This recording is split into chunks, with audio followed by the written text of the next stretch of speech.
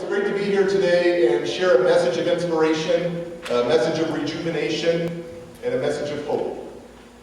Now, I know most of you, because I speak to a lot of child welfare throughout the world, and I know most of you, you've heard, overworked, underpaid. But here's what I think. A lot of people are burnt out. They don't get to see the end result, right? You get to maybe hear about it years later. Hey, he got out of jail, or she's married, she's doing better, and they write you a letter. And so a lot of times you feel so burnt out. But you know what that means to me? Is that you were on fire at one point in your life. So I'm about to get you back on fire! All right? So here we go.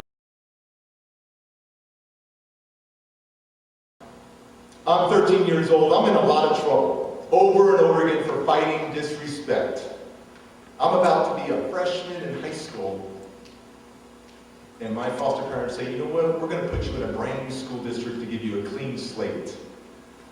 Because of all the fighting and disrespect to teachers and stuff. And I'm like, okay, that sounds like a good idea, so that my reputation didn't follow me. Now let me give you kind of the mentality that my brain was going through, basically my mentality as a 13-year-old. We're hanging out at the police station because my dad has to take care of a fix-it ticket. I'm hanging out in the car because he says, don't even come inside, just hang out in the truck, I'll be back. And I'm like, okay. So I'm hanging out in the truck and I'm having a good time, just wondering when he's going to come back. I'm bored though. And I see a bunch of nails and screws on the floorboard of the truck. I just pick them up, I got a nice handful. And I'm like, what should I do with all these nails and screws? You know what, I'm going to go let air out of the tires in the parking lot. I'm 13 years old. I don't know why I thought about doing that, but I'm like, let's go let air out of the tires. And so if you've ever tried letting air out of a tire, it takes forever, right? I'm like, I'm going to get caught. So what I did was position the nails just right. So right at an angle on the tire and the concrete, the pavement, right? And it's angled, so if the car goes back and reverse or forwards, it's going to puncture the tire, and that's cool. That's what I wanted to do. And so I'm setting up all these nails, and then a cop car goes by. I'm like, I gotta hide. He goes by, and I'm like, I didn't get caught.